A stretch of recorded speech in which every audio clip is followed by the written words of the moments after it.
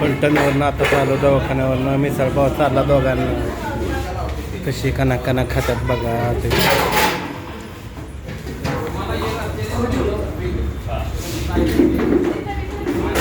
बघू शकता पुरी भाजी त्यांना चालली, दवाखाना केलं.